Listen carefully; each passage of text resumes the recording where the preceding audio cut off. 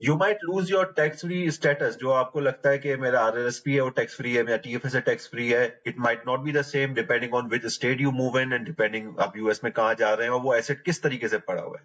So you think it is tax free, but it may not be tax free for you. So the planning is very important in that aspect. If you are non-resident, you are selling your property in Canada as a non-resident. आपको लगेगा कि मैंने बेच दी है, मैं deal close कर लूंगा, but you might not be able to close the deal because आपको शायद ना पता हो कि एट दैट टाइम आपका lawyer 25% of the proceeds to withhold कर लेगा because you are non resident.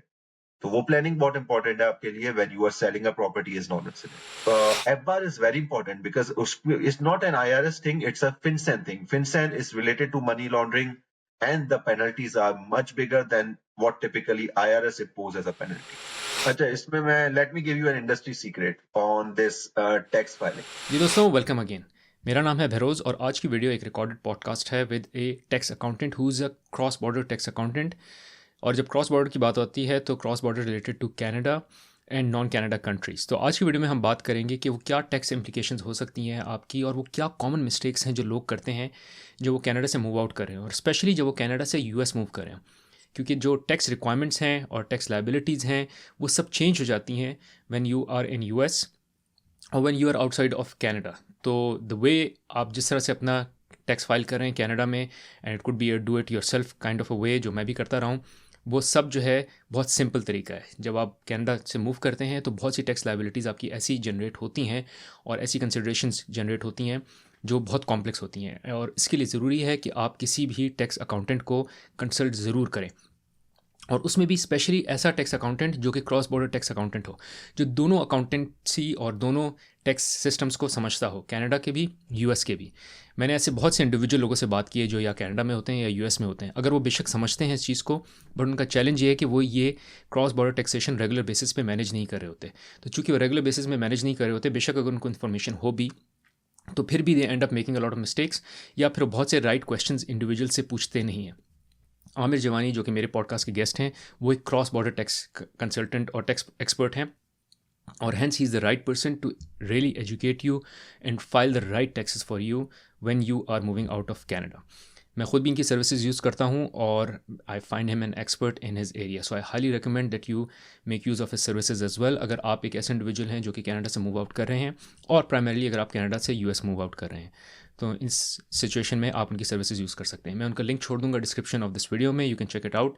Mind you it's a paid link, पर अगर आप वो लिंक यूज़ करेंगे तो आपको 30% का डिस्काउंट मिलेगा और जो भी आप पैसे देंगे वो कंसल्टेंसी कॉल बुक करने के, वो पैसे you can use against eventual services that you will use with him. तो अगर आपने कोई भी टैक्स फाइल करना हो eventually, you can use that credit against those services as well. So as I said, I highly recommend you check it out. तो आज की वीडियो में हम बात कर रहे हैं कि वो क्या कॉमन मिस्टेक्स हैं जो कि लोग करते हैं या ये ओवरलुक कर जाते हैं जब वो कनाडा से US मूव कर रहे हों और उसके बाद अगर उन्होंने वो मिस्टेक्स की हैं तो उसकी क्या लाइबिलिटीज़ हो सकती हैं.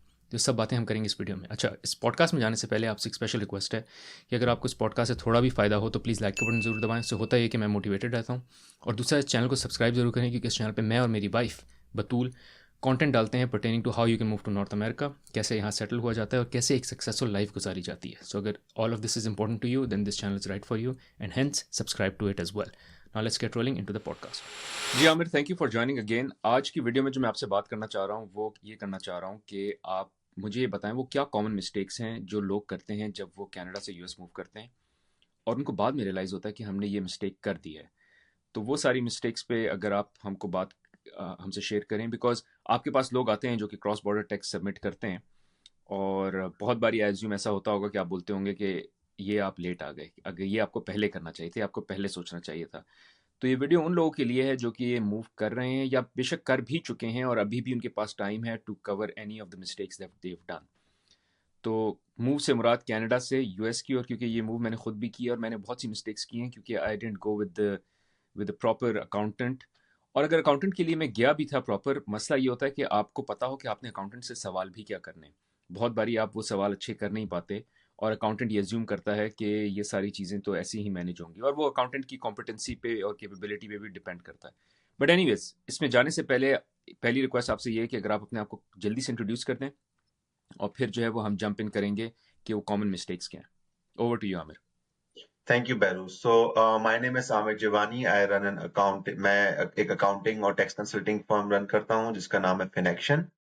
हमारे ऑपरेशंस कनाडा, यूएस और यूएई में हैं और by virtue of that we are able to offer cross border accounting services. तो उसमें हम बेनिफिट ये होता है कि चूंकि हम तीनों कंट्रीज में टैक्सेस करते हैं, so we can give you overall oversight जब आपकी कोई ऐसी टैक्स सिचुएशन है जिसमें आपके दोनों कंट्रीज के टैक्स का आपस में एक दूसरे पे इम्पैक्ट है।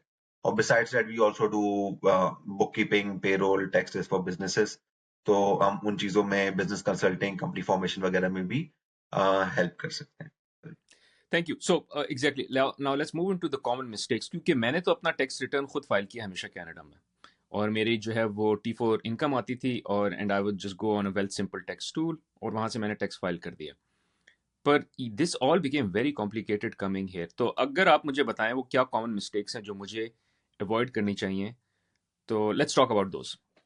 ओके, सो सबसे पहले तो हमें समझना ये जरूरी है कि यूएस और कनाडा का टैक्स सिस्टम बड़ा डिफरेंट है।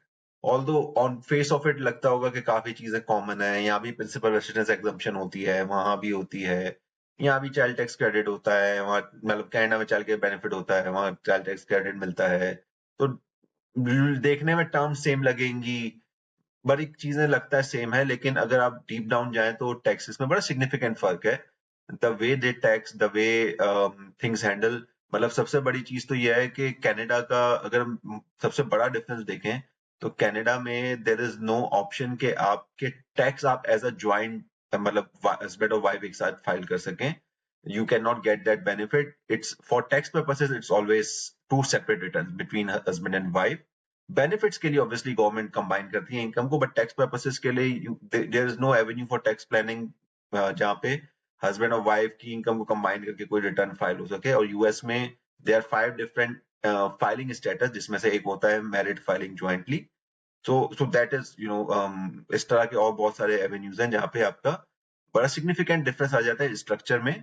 और स्पेशली जब आप एक जगह से मूव हुए हैं तो वो ज्यादा मैटर करता है, क्योंकि बहुत मुश्किल होता है कि आप एक जगह जहाँ पे एटलीस्ट 4-5 साल भी रहे हैं और then you move to US, तो आपके ऑल टुगेदर वहां से आप जीरो होके निकले। कुछ ना कुछ होता है आपका वहां पे, कभी प्रॉपर्टी होगी, कभी इन्वेस्टमेंट होगी, कभी कोई और चीज होगी, या डिपेंड करता है कितने डेज आप रह के किस टाइम ऑफ द ईयर पे निकले। तो वो बहुत सारी चीजें जो ट्रेसेस आपके कनाडा के होंगे जब आप यूएस में आएंगे तो वो टैक्स को अफेक्ट कर सकते हैं। तो दैट्स व्हाई इट्स इंपॉर्टेंट कि उसको समझा जाए, उसके लिए प्रोफेशनल हेल्प ली जाए। तो स्टार्ट करते हैं पहली मिस्टेक से। सबसे पहली मिस्टेक होती है failure to assess your non residents. और उसका मतलब यह है कि जनरली स्पीकिंग कनाडा का टैक्स रेट ज्यादा है कंपेयर टू यूएस, राइट? और मोर ऑफन देन नॉट जब बंदा यूएस मूव होता है तो वन ऑफ द मोटिवेशन है इसके लोअर टैक्सेस। और अगर मोटिवेशन वो ना भी हो तो एटलीस्ट वो एक एडवांटेज है that you don't want to lose. तो उसके लिए जरूरी है, एक जो मोस्ट कॉमन मिसपरसेप्शन है कि जी मैं 183 डेज से कनाडा में रहा हूं, तो कम रहा हूं कनाडा में। तो लेट्स सपोज मैं कनाडा मूव हो गया था on 1 March 2024। So I am a non resident of Canada because मैं 183 डेज से कम रहा हूं। तो that is not correct, because आपका जो है if you are a permanent resident of Canada और if you are citizen of Canada, तो 183 डेज वाला मैटर नहीं करता। आपने अपनी टाइस कट करनी है और एक्सप्लिसिटली सीआरए को इन्फॉर्म करना है। तो अगर आपने वो टाइस कट नहीं की, और 183 डेज वाला फैक्टर मेनली होता है विजिटर्स के लिए कि वो बाय एनी चांस 183 डेज से ज्यादा रह गए, तो देन ऑब्वियसली उनके लिए होगा। बट फॉर रेसिडेंट्स आपने टाइस कट करनी है, and there multiple level of ties, primary ties, there secondary ties. Most important उसमें आपके बीवी और बच्चे हैं, आपके स्पाउस और किड्स हैं, कि वो कहाँ है। तो आई हैव सीन सिचुएशन जहां एक बंदा मूव हो गया, उसके बीवी बच्चे यहीं पे थे, she was studying, the wife was studying and they stayed here, and he thought that I'm a non-resident, or वो resident है, मैं तो resident नहीं हूँ। But that's not how it works. So and obviously उसने उसके हिसाब से जो चीजें सोची थी वो नहीं हुई। He ended up paying more taxes because he was a deemed resident of Canada. सो और इसके अलावा ऑब्वियसली आपका घर है। हमें जनरली लगता है कि मैं मूव हो रहा हूँ, अगर स्पेशली वो घर पे कोई हाई मॉर्गेज नहीं है तो लोग करते हैं कि किसी जानने वाले को दे दिया कि एटलीस्ट घर की टेक केयर हो रही हो। स्पेशली आप विद इन यूएस भी आप ऐसे मूव हो रहे हैं कि लेट्स सपोज आप टोरंटो में थे and now you are going to California, so you won't be coming, like drive करके आप नहीं आने वाले। तो आपने कहा किसी जानने वाले को दे देता हूँ ताकि एटलीस्ट घर की टेक केयर होती रहे, कोई और टेनेंट होगा तंग करेगा। But then that could again become a tie which you have to be careful about. So उसको वर्क अराउंड किया जा सकता है, but then you have to do something preemptively. So these are, और इसके अलावा ऑब्वियसली सेकेंडरी टाइज होती हैं, बट सेकेंडरी शायद इतना ज्यादा मैटर ना करें। बट अपनी उन टाइज को एड्रेस करना बहुत ज्यादा जरूरी है। और obviously you need to inform CRA, क्योंकि उसी से लिंक्ड है आपके बेनिफिट्स भी। अगर आपने किसी को इन्फॉर्म नहीं किया just because you moved out and you thought you are non resident, then while you are still getting the benefits, that can also affect your eligibility for becoming non-resident. Thank you Aamir, this is helpful. तो मुझे जल्दी quickly ये भी समझाएंगे कि इसकी penalty क्या होगी कि अगर मैं नहीं कर पाया और मैंने मिस्टेक कर दी और अब मुझे टाइम पीरियड गुजर गया है, तो अब रिपरकशंस क्या हैं इसके? कुछ चीजें तो ऐसी हैं जो कि आप रिट्रोस्पेक्टिवली कर सकते हैं। फॉर एग्जाम्पल, अगर आप 1 मार्च को मूव हुए थे, आपने सीआरए को नहीं बताया है, तो ऑब्वियसली आपको ख्याल आया या नेक्स्ट ईयर 1 जनवरी को आप एक अकाउंटेंट के पास गए, उसने बोला कि you should have told, you can just call them and tell them. आपका जो रिटर्न फाइल होगा उसमें आप डाल के बता देंगे कि जी मैं नॉन रेसिडेंट था। हाँ, अगर उस अरसे में आपको कोई चाइल्ड के बेनिफिट मिल रहा था तो then that you need to pay back. So एक तो penalties cash flow point of view से, पेनल्टी नहीं कहूंगा लेकिन then that might affect your cash flow, अगर आपने वो पैसे यूज कर लिए हैं। तो वो तो रिट्रोस्पेक्टिव हो सकता है। कुछ चीजें रिट्रोस्पेक्टिव नहीं हो सकती, जैसे फॉर एग्जांपल मैंने बात की कि अगर आपने ऐसे ही जानने वाले को रहने के लिए दे दिया था घर, या एक बहुत ही लोअर देन मार्केट वैल्यू पर रेंट दे दिया, रहने को दे दिया था इन द एजम्पशन के यार ये घर को संभाल ले, कोई टेनेंट तंग ना करे, तो वो अब रिट्रोस्पेक्टिवली आप चेंज नहीं कर सकते अगर आपको साल खत्म होने के बाद याद आ रहा है। इसी तरह से जब आपने will come to that point कि जब आपने अपना घर आपने अगर as a non resident rent किया है, तो आपने सीआरए को 15th ऑफ मंथ पिछले मंथ के रेंट का एक सर्टेन परसेंटेज देना होता है, ठीक है। और वो डिपेंड करता है ग्रॉस देना है नेट देना है, उसके अपने मैकेनिक्स हैं। But whatever you need to pay to CRA that is monthly. Normally rent क्या आपको इनकम आती है, आप साल के आखिर में एक साथ पे करते हैं। तो अगर आप उसी पे चलते रहेंगे तो देयर इज अ पॉसिबिलिटी कि जब साल के आखिर में आप जब आके कहें कि मैं तो नॉन रेसिडेंट था, तो वो जो आपको 15-15 तारीख को पैसे देने तो नहीं दिए, उस पर पेनल्टी भी हो सकती है। और सबसे बड़ा इम्पैक्ट जो लोगों के लिए होता है मोस्ट कॉमन वो ये है कि वो एक्सपेक्ट कर रहे थे, लेट्स सपोज मैं यूएस मूव हो गया, मेरी $1,00,000 सैलरी है, उस पे फॉर एग्जाम्पल 25% का टैक्स रेट है यूएस में और 40% का टैक्स रेट है कनाडा में, 35% का टैक्स रेट है कनाडा, जस्ट फॉर एग्जाम्पल से। सो यूएस में तो मैं वो इनकम कमा रहा हूँ, मेरी इंप्लॉयमेंट है, वो 25% डिडक्ट कर लिया, तो 25,000 डिडक्ट किए, 75,000 मेरे अकाउंट में आ गए। तो मुझे लग रहा है कि I am done with my taxes for the year, मैं जस्ट रिटर्न फाइल करूंगा, जो छोटा मोटा रिफंड आना है वो आ जाएगा एंड आई एम डन। अब आपको पता चला कि नहीं जी, आप तो due to whatever reason आपकी टाइज कट नहीं हो पाई थी, सही है ना, कोई ऐसी चीज है जिसको आप रिट्रोस्पेक्टिवली सही नहीं कर सकते, आपकी टाइज कट नहीं हो पाई थी, फॉर एग्जाम्पल आपके स्पाउस और किड्स वहां पे थे या what ever is the situation, या एक और रीजन जिसकी वजह से आपकी टाइज एस्टेब्लिश हो जाती है, वो ये है कि you have a job waiting for you in Canada. अक्सर ये हमने देखा कि मैट लीव पे one of the spouses on mat leave, you move to US, वो मैट लीव के पैसे आ रहे हैं, तो and that is a confirm job for that person, so there is a job waiting for that person in Canada, so that could also be a tie. So the bottom line is, अगर कोई ऐसी चीज है जो कि आप retrospectively recover या repair नहीं कर सकते, जिसकी वजह से you are considered a deemed resident of Canada, और आपने यूएस गए, आपने वो $1,00,000 पे 25,000 जो है आपने टैक्स दिया हुआ था, you thought that's it, that's your final liability. But if you have to, in that case, file your Canadian return, और कनाडा में भी आपकी वर्ल्ड वाइड इनकम टैक्सेबल है, और let's suppose Canadian tax rate 35% था, तो वो 25 तो आपने वहां दे दिया, बट रिमेनिंग जो 10 होगा, it's not that simple, I am just over simplifying the calculation, but वो जो एक्सेस टैक्स होगा वो आपको कनाडा में देना पड़ेगा, which is again not just a surprise, it's a big financial number depending on what you earn. Got it, thank you. चलिए let's move into the mistake number 2। Okay, तो next mistake is, तो पहले तो हो गया, चले आपने सही से असेस कर लिया कि आप नॉन रेसिडेंट हैं, आपने उसके लिए जो चीजें मेक श्योर करनी है वो कर ली। अब दूसरी मिस्टेक जो होती है वो होती है with respect to your planning of your assets based in Canada. तो कनाडा में टिपिकली जब लोग मूव करेंगे उनके क्या एसेट्स हो सकते हैं, उनको हम 3 कैटेगरीज में डिवाइड कर सकते हैं। एक एसेट होता है आपका रियल एस्टेट, एक एसेट होगा आपका रजिस्टर्ड इन्वेस्टमेंट जिसमें टीएफएसए, आरआरएसपी और तमाम चीजें आ जाती हैं, एक एसेट होगा आपका नॉन रजिस्टर्ड इन्वेस्टमेंट, ठीक है। Real estate is very critical, क्योंकि रियल एस्टेट का प्रॉब्लम यह है कि आप उसको खाली नहीं छोड़ सकते। To become non resident you have to rent it, and when you rent it तो उसके अपने रूल्स हैं, जैसे मैंने पिछली मिस्टेक में बताया था कि there is a certain percentage which goes to the government and it goes on a monthly basis. So first of all you need to rent it out. Secondly, you need to plan how you are going to do it, not just from the operational point of view, but also from the point of view of your cash flow. Okay, by default आपके rent का 25% you need to give to the government. So depending on your situation कि कितने mortgage है, क्या कुछ है, is it a cash flow you can churn out every month? And if not then you need to take an approval which is called NR6, जिसमें आप जो है गवर्नमेंट से अप्रूवल मांगते हैं कि जी मैं अपनी नेट एक्सपेंस का 25% दूंगा, but again that can not be retrospective, that has to be done beforehand. So real estate के लिए ये प्लानिंग इंपॉर्टेंट है। और एज आई सेड कि आप किसको रहने के लिए दे रहे हैं, अगर तो अनरिलेटेड पार्टी है तो not a problem at all, अगर रिलेटेड पार्टी है तो you have to make sure कि फेयर मार्केट वैल्यू हो रेंट की, वो तमाम चीजें आपको देखना जरूरी है। अच्छा, तो ये तो हो गया आपका रियल एस्टेट का कि जो आपकी प्लानिंग उसकी होनी चाहिए। अच्छा, दूसरी चीज फिर आपकी, अच्छा अगर आप रियल एस्टेट बेचना चाह रहे हैं तो वो भी एक फैक्टर है, क्योंकि आप अगर रियल एस्टेट बेचना चाह रहे हैं यू नीड टू सी के क्या आप एजम्पशंस क्लेम, गिवन दैट आपके पास चॉइस है कि कोई इंटर कंपनी ट्रांसफर है, यू हैव अ चॉइस कि आप मार्च में मूव हो या आप जुलाई में हो या आप अगस्त में हो, जो आजकल होता है most commonly.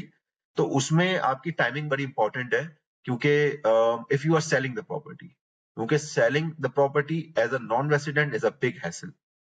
Maybe at the end tax point of view say it would be same amount, but in terms of cash flow and in terms of paperwork and everything, it's a big hassle, जो हमने दूसरी videos में discuss भी किया है।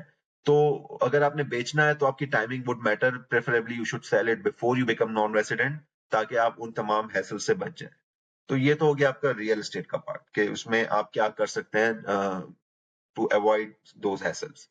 आपकी जो investments हैं, which is another important part, registered investment, क्योंकि हमें बाय डिफॉल्ट जब हम कनाडा में रहते हैं हमें लगता है कि, मतलब लगता नहीं है, फैक्ट है कि TFSA is tax free for Canadians, right? तो we just don't even count it as an income, क्योंकि जब हमें टैक्स रिटर्न करना होता है आप कभी अकाउंटेंट को ले जाके देते नहीं कि जी ये मैंने TFSA में अर्न किया है, दैट्स टैक्स फ्री, वो तो हमने किसी खाते में नहीं लिया वो तो ठीक है। तो होता ही है कि फिर ऑब्वियसली जब आप यूएस चले गए, आप अपना बाकी सब फाइल कर रहे हैं, आपने बाकी सब इनकम बताई अकाउंटेंट को, probably you might not tell the TFSA income, but in a lot of US, well, TFSA तो almost everywhere in US, it would be a taxable income. So दो इसके एस्पेक्ट है, एक तो मैनेजमेंट एस्पेक्ट है कि do you really want to keep it or you want to liquidate it, so वो करना है तो then again timing would matter कि when you become non-resident। और दूसरा उसका एस्पेक्ट है if you are keeping it for whatsoever reason, and if that's a thought, that's a careful planning, that's part of your planning and that's a thoughtful decision, तो सवाल ये आता है कि उसको रिपोर्ट करना है। तो एक तो मैनेजमेंट वाला एस्पेक्ट आ गया कि आप रखना चाह रहे हैं, नहीं रखना चाह रहे हो, रखना चाह रहे हैं तो यू हैव टू एंश्योर कि आप उसको रिपोर्ट करें।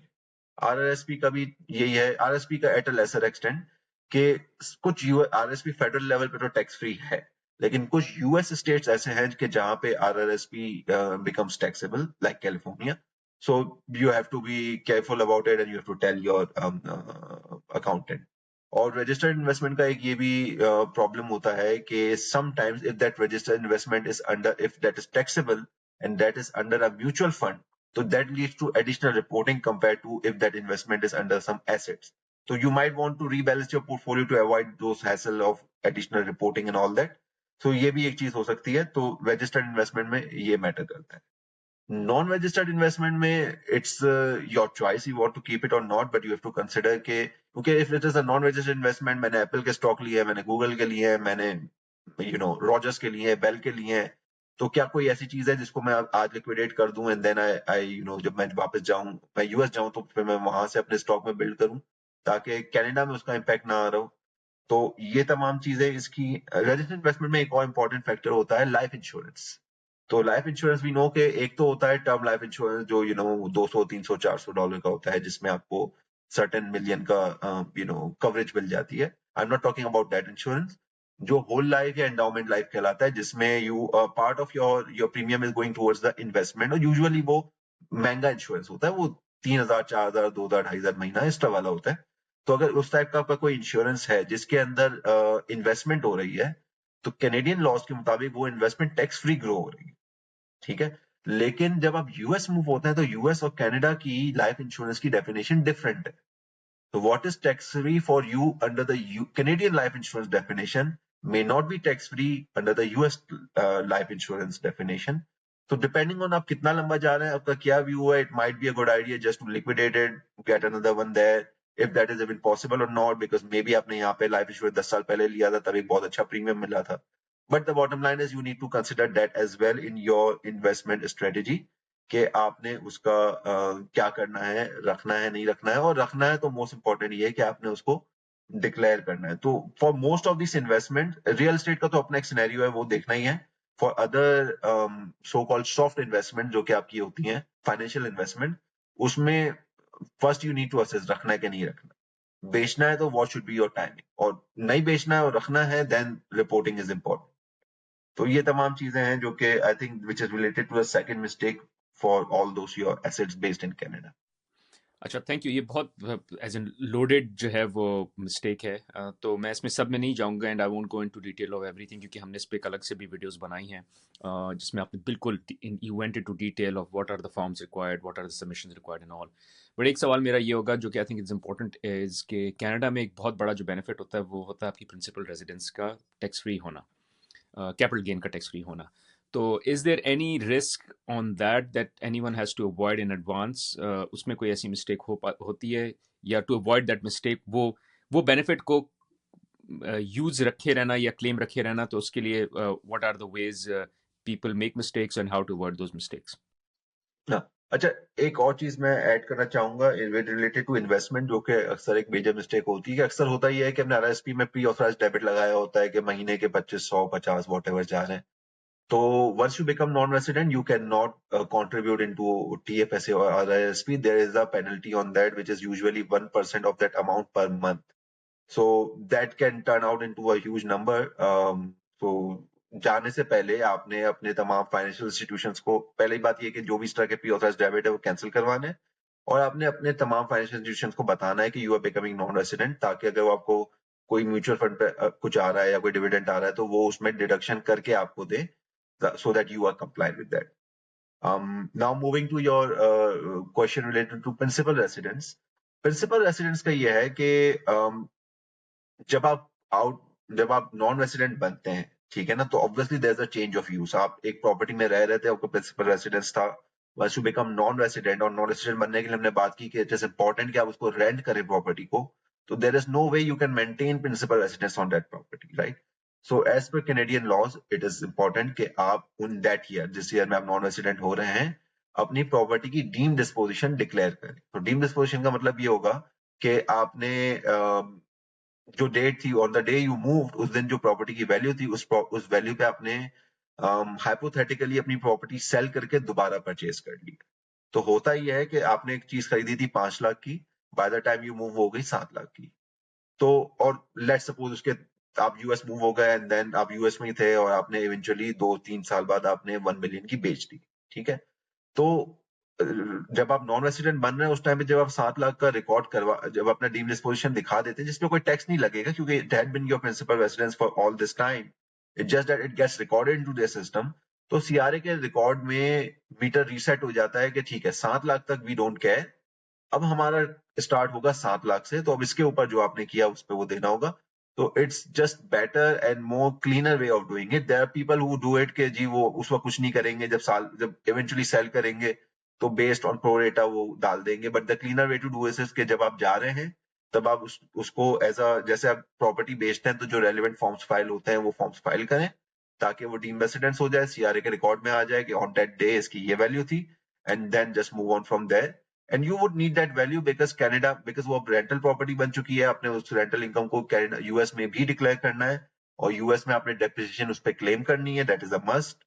So you need to know the value on that day when you are moving. So वो value acquire करना important है, और उसको उस purpose से भी देखना important है कि वो मेरा principal residence है या नहीं है।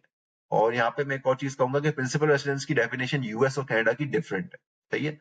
तो अगर आपने, जैसे फॉर एग्जाम्पल यूएस की डेफिनेशन के डिफरेंट वेरिएबल्स हैं, but one of the very important variable is के that will be considered your principal residence अगर आप उसमें पिछले 5 में से 2 साल रहे हैं और आपने उसको ओन किया, ठीक है? तो इसका मतलब है कि once you move to US, तो आपके पास एक सर्टेन टाइम फ्रेम है जिसमें आप अगर उस अपनी कैनेडियन प्रॉपर्टी को जहां आप रहते थे उसको बेच देंगे, तो यूएस पर्पस के लिए भी up to a certain amount वो प्रिंसिपल रेसिडेंस काउंट होगा। तो वो आपने याद रखना if you plan to sell. अगर तो ये है कि ठीक है लॉन्ग टर्म रखना doesn't matter, but if you plan to sell some time, then it makes sense to do it while you can get that principal residence exemption in US।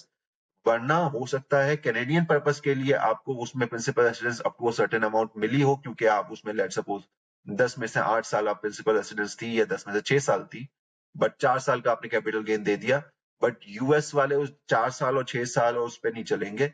उनका metre on होगा जिस दिन आप non resident बने थे वहां से, और अगर आप वो क्लेम करने के लिए एलिजिबल नहीं है प्रिंसिपल रेसिडेंस, विच मीन्स कि आपने पिछले 5 में से 2 साल वहां नहीं गुजारे, देन दैट इज टैक्सेबल। तो ये आपका बड़ा इंपॉर्टेंट पार्ट है, क्योंकि obviously real estate is the biggest tax free asset you own in Canada and it matters a lot in terms of the dollar. Got it. Thank you, Amit. This is helpful as always. So very detailed. Chale, let's keep moving. So what is the third mistake that you have for us? Okay, so third mistake would be that is, अब तक हमने जितनी बातें की थी वो Canadian side से की थी कि कनाडा में ठीक है रियल एस्टेट के लिए हमें ये देखना पड़ेगा या रेसिडेंसी के लिए ये देखना पड़ेगा कि नॉन रेसिडेंट हुए कि नहीं।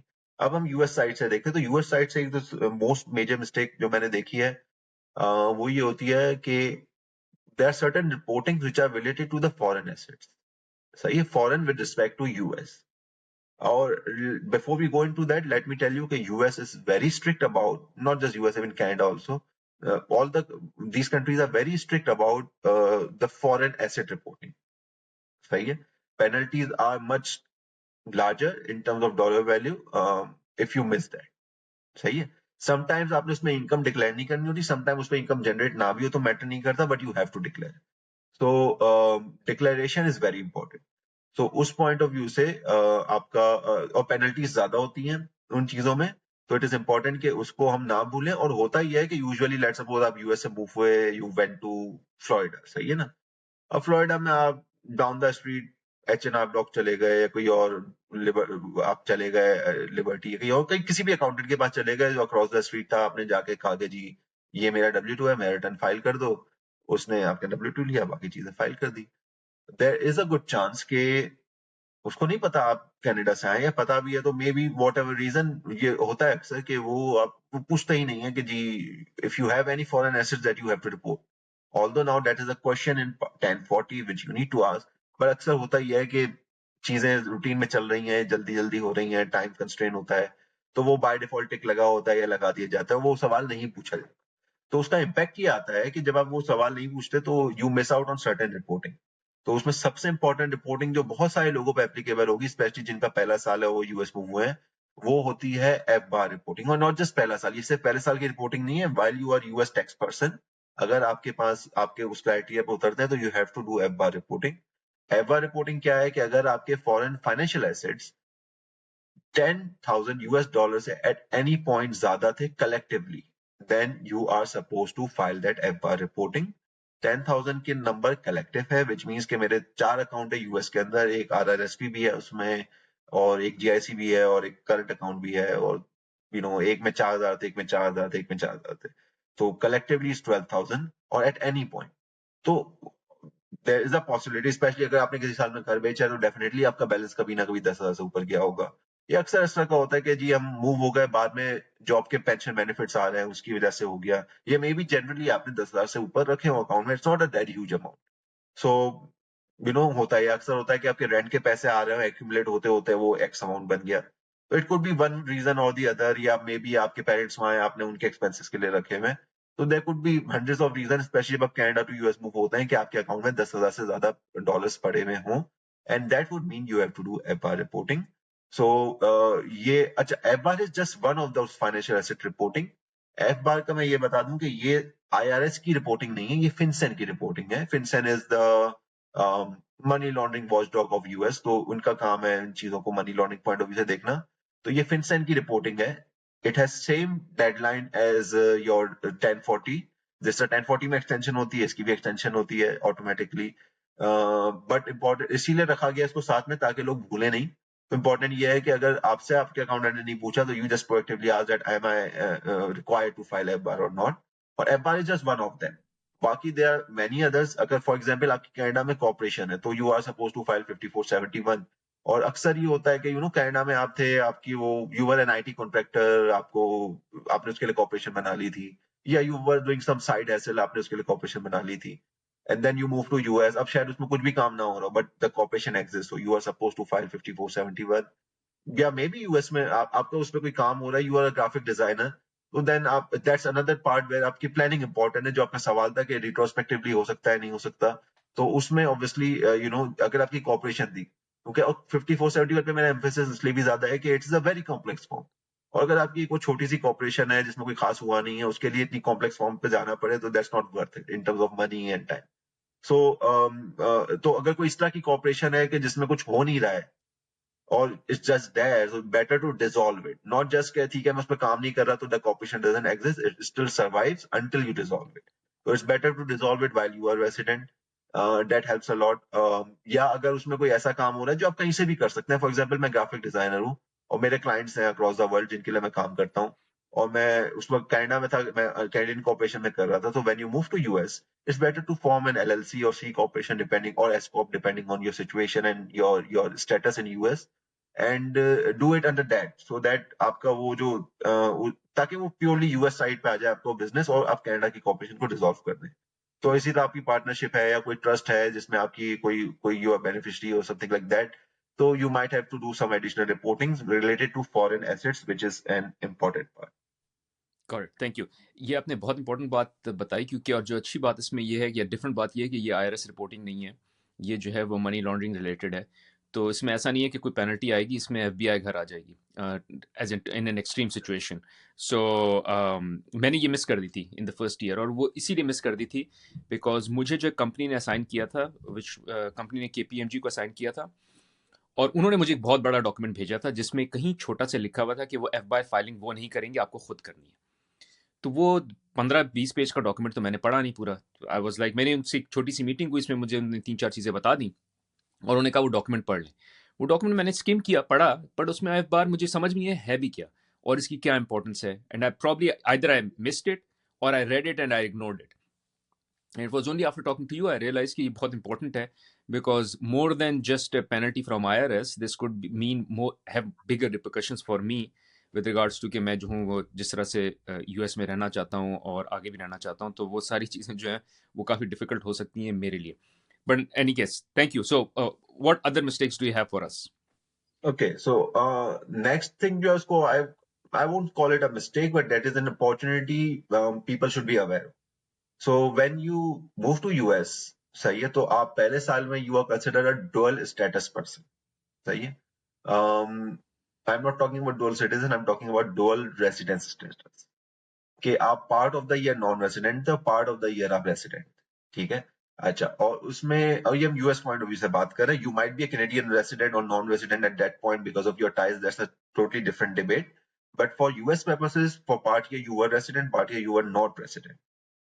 सो अगर आपने उसके मुख्तलिफ क्राइटेरिया है, बट दो मेजर क्राइटेरिया ये हैं कि फॉर एग्जाम्पल हम 2024 की बात करें कि यू मूव्ड इन 2024, तो अगर तो आप 2023 में यूएस के रेसिडेंट नहीं थे, पहली चीज, सही है, टैक्स पर्सन नहीं थे, 2024 में आप यूएस मूव हुए और आपने, तो then you are a dual status person.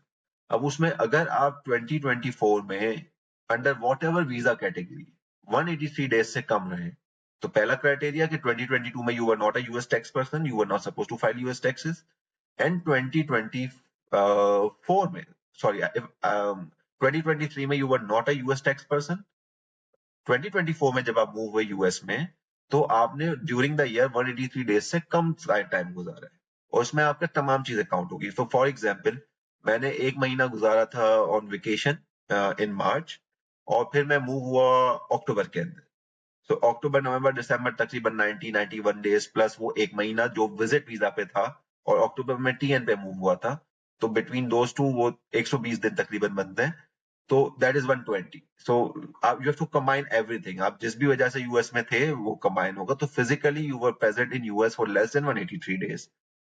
और उससे पहले जो है, अच्छा अगेन ये 183 days is kind of an over simplification, they were different formula, but basically आपने फिजिकल प्रेजेंस टेस्ट पास नहीं किया which is you are lesser days, और आपने उससे पिछले साल में भी आप टैक्स रेसिडेंट नहीं थे, तो you will be considered a dual status person. तो डुअल स्टेटस पर्सन के पास ऑप्शन होता है कि वो उस साल नॉन रेसिडेंट डिक्लेयर कर ले अपने आप को यूएस में, सही है, और अगले साल से रेसिडेंट बन जाए। तो बट ये सिर्फ उस साल के लिए आपके पास ऑप्शन होता है। अच्छा, अब ये ऑप्शन इंपॉर्टेंट क्यों है? ये ऑप्शन इंपॉर्टेंट इसलिए कि पहली तो चीज ये है कि जो हमने शुरू में बात की थी कि अगर आपके पास वो चॉइस है कि मैं मार्च में मूव हूं या मैं अगस्त में हूं या मैं सितंबर में हूं, तो ठीक है, एक फैक्टर होता है कि जी बच्चे का स्कूल ईयर देखना है मुझे, घर का मौसम क्या, ये वो तमाम चीजें, यहाँ पे मुझे वाइंड अप करना है, वो तमाम चीजें। बट एक फैक्टर ये भी होना चाहिए कि how that will play out for US and Canadian tax part, और again that is something what you have done. So अगर आप अप्रैल में मूव हो गए, आप हो गए, तो you can not undo it later. So क्यों करते हैं लोग, या क्यों करना चाहिए, उससे उसका प्लानिंग पे क्या इम्पैक्ट होता है? फर्स्ट ऑफ ऑल, अगर आप, अच्छा बाय द वे, अगर आप नॉन रेसिडेंट डिक्लेयर कर रहे हैं अपने आप को यूएस में इन दैट ईयर, तो you are a resident in Canada. It could not be कि जी वहां भी नहीं था, यहाँ भी नहीं था। So that's a global principle, you can not be non resident of everywhere, you have to be resident somewhere. आपकी कहीं ना कहीं क्लोजर टाइज होंगी, अगर आप एक जगह नहीं है तो दूसरी जगह है। So okay, coming back to this. So अगर आप, क्योंकि इंपॉर्टेंट क्यों है, क्योंकि आपको first of all it's a good tax planning tool for that year.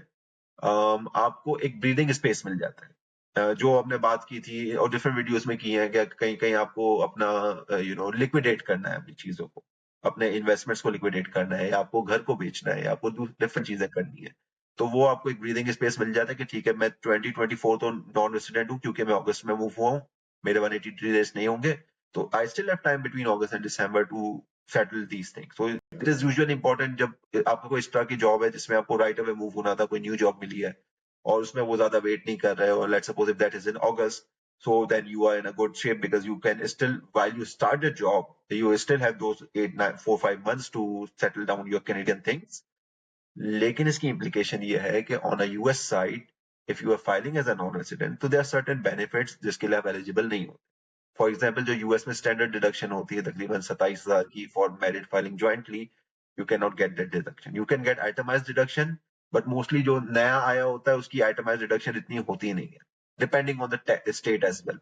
So well, वो थोड़ा टेक्निकल हो जाएगा, but the point is there are certain US benefit जो कि आपको शायद ना मिले if you declare yourself non resident, but then might be on a Canadian side आपकी टैक्स इम्प्लीकेशन बड़ी हो, आप घर बेचने वाले हैं, आप कुछ और करने वाले हैं, which will be a much bigger impact. So that is a very detailed analysis which needs to be done in certain situation. अगर तो ये था कि आपको कनाडा में भी ऐसा कोई प्रॉपर्टी नहीं, कुछ नहीं, कोई इन्वेस्टमेंट नहीं थी, you are doing a job, आप यहाँ मूव हो गए, यहाँ जॉब करो, तो just become a resident, it's a lower tax rate. But अगर कोई इस तरह की चीजें हैं जो आपके टाइज अटैच हैं, या जो कॉम्प्लिकेशंस हैं जो आपने सेटल डाउन करनी है, तो this is a good tax planning opportunity that you can use in that year, to optimize your, not just to plan stuff around your liquidations, but also to optimize your taxes during that year. Thank you. और जो आपने बात की with regards to calculation, मेरे साथ exactly ये हुआ था बिकॉज द कंपनी असाइन मी के पी एम जी। तो उन्होंने मेरे लिए दो सिनेरियोज रन किए थे। एक सिनेरियो, अगर मैं जॉइंटली फाइल करता हूँ तो मेरी क्या टैक्स बिल आएगा, और non jointly. So I was so amazed कि just by hiring little help the accountant can exactly tell you कि यार ये सिनेरियो में दिस इज द कॉस्ट, ये सिनेरियो में आपका इतना टैक्स बचता है, and then basis that decided case में मुझे आराम से कोई 2-3 हज़ार डॉलर का फायदा हो रहा था in terms of the tax benefit.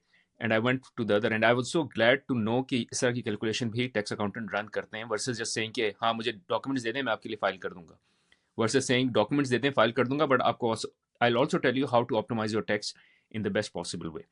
So thank you for saying that. Let's move. I think let's move on. So, what is the next mistake that you have for us?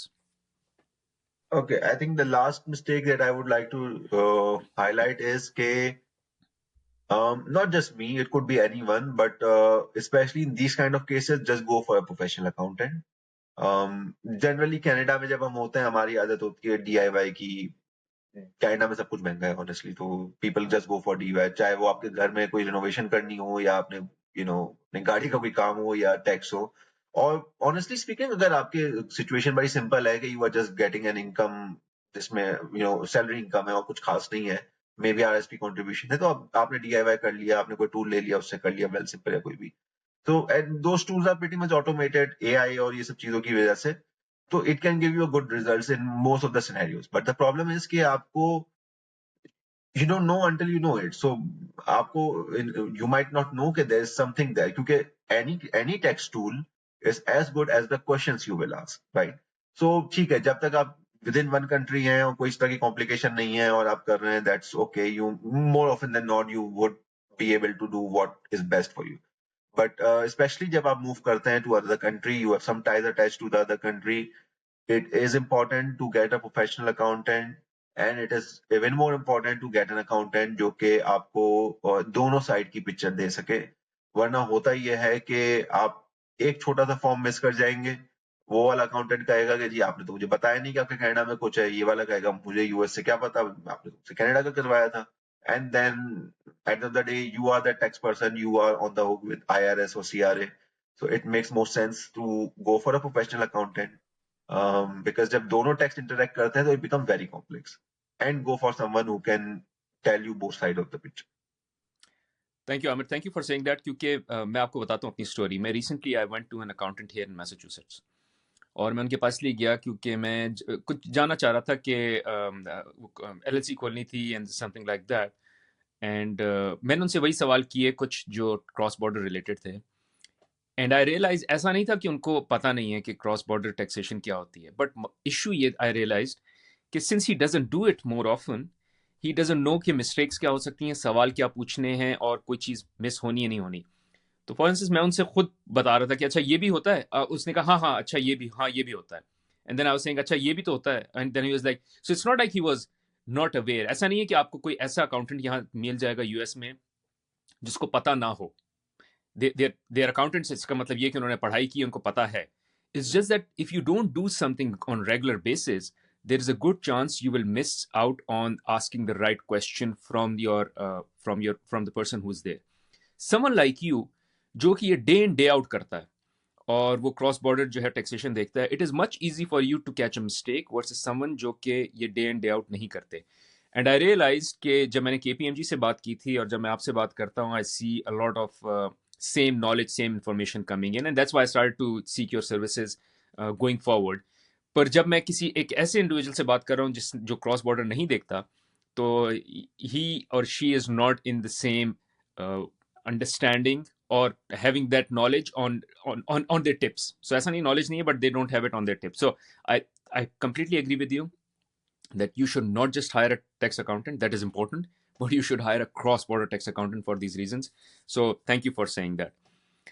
Any last thoughts, Amir, from your side before we wrap up? अच्छा, इसमें मैं let me give you an industry secret on this tax filing. जब हम tax filing करते हैं, जो हमारे software होते हैं, obviously those are professional software, other people who are not tax professional they cannot get it, right? तो जब हम वो सॉफ्टवेयर एक्वायर करते हैं, for the same company, for example Intuit है, इंटुइट का एक वर्जन होता है टर्बोटेक जो कि एंड यूजर के लिए है, और एक वर्जन होता है विद इन प्रोफेशनल भी डिफरेंट वर्जन उसके होते हैं, तो जो कि टैक्स प्रोफेशनल के लिए होता है। तो जो ऑब्वियसली हमारे सॉफ्टवेयर जो होता है, they have much better diagnostics. अगर कोई मिस्टेक हो रही होती है, वो पॉपअप उसको ज्यादा इस टाइप की मिस्टेक को पॉपअप कर लेते हैं। लेकिन when it comes to foreign taxes, even tax softwares are not that good, right? Because those are exceptions. Those are not usually these, क्योंकि software, tax software banana is a very rigorous task. आपने बनाना है, हर साल laws update होंगे, आपने उसको update करना है। और जब कांग्रेस लेजिस्लेशन करती है, दे डोंट थिंक अच्छा उसको वो प्रोग्रामर कैसे डालेगा या अकाउंटेंट कैसे सोचेगा। They do legislation for political purposes और फॉर द पीपल।